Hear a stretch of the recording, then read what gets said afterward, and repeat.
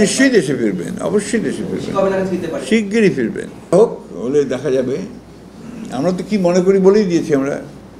আমরা তো স্টেটমেন্ট দিয়ে বলেছি আপনার আওয়ামী লীগের কার্যক্রম নিষিদ্ধ করার পরে পার্টি থেকে একটা স্টেটমেন্ট গেছে, তো পার্টির প্যাডে, তাই না? পার্টির স্ট্যান্ড গেছে, তো ওটাই তো পার্টির স্ট্যান্ড। আওয়ামী লীগের বাদ দিয়ে আওয়ামী লীগের যারা সঠিক দল ছিল, জাতীয় পার্টি এবং যুদ্ধের চোখ, তাদেরও যদি এই ইলেকশনে পার্টিসিপেট করতে দেওয়া না হয়, তাহলে সেই আমরা তো সেই ইস্যু তো আসেনি ভাই এখনো। জাতীয় পার্টির ইস্যু আসেনি, বা আপনার অন্যান্য দলগুলোকে সংশোধন করতে না দেওয়ার ইস্যু তো আসে নাই।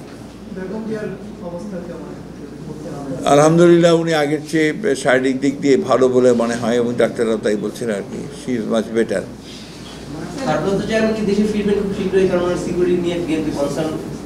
নিশ্চয়ই দেশে ফিরবেন, অবশ্যই দেশে ফিরবেন, শিগগিরই ফিরবেন।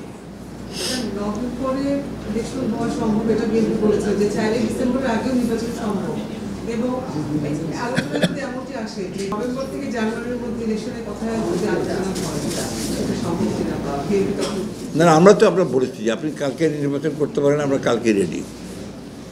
কারণ হচ্ছে বিএনপি নির্বাচনের দল। আপনি এর আগের উত্তর আমি বহুবার দিয়েছি আপনার, যে BNP is always ready for election.